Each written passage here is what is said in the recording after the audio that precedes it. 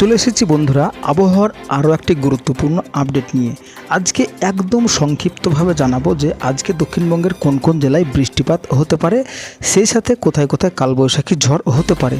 তো দয়া করে ভিডিওটি একদম প্রথম থেকে শেষ পর্যন্ত আপনারা লক্ষ্য করুন। এই মুহূর্তে যেটা আমরা দেখতে পাচ্ছি যে একটা মেঘ কিন্তু সঞ্চার হচ্ছে বিহার পাটনার কাছাকাছি, বজ্রগর্ভ মেঘ।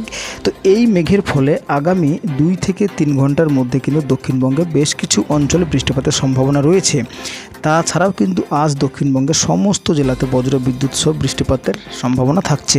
একটু বেটার বৃষ্টি আমরা লক্ষ্য করতে পারছি হাওড়া, হুগলি, কলকাতা, 24 পরগনা, এই সমস্ত জেলাতে একটু বেটার বৃষ্টি থাকছে। তাছাড়াও কিন্তু নদিয়া, মুর্শিদাবাদ, বীরভূম, বাঁকুড়া, পুরুলিয়া, এই জেলাগুলোতেও কিন্তু বৃষ্টিপাত আমরা লক্ষ্য করতে পারছি। বাংলাদেশের ক্ষেত্রে কিন্তু পাবনা, ঝিনাইদহ, ফরিদপুর, এই জায়গাগুলোতে ভারী থেকে অতি ভারী বৃষ্টিপাত লক্ষ্য করা যাচ্ছে।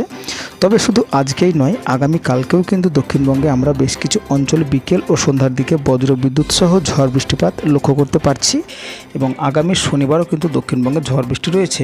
তবে যে সমস্ত অঞ্চলে বৃষ্টিপাত হবে সেই সমস্ত অঞ্চলে ঘন্টায় 30 থেকে 40 কিলোমিটার বেগে, আবার কোথাও কোথাও 50 থেকে 60 কিলোমিটার বেগে ঝোড়ো বাতাস বয়ে যাবে। সুতরাং আপাতত 3 থেকে 4 দিন এখন স্বস্তির বৃষ্টি রয়েছে আমাদের বাংলায়।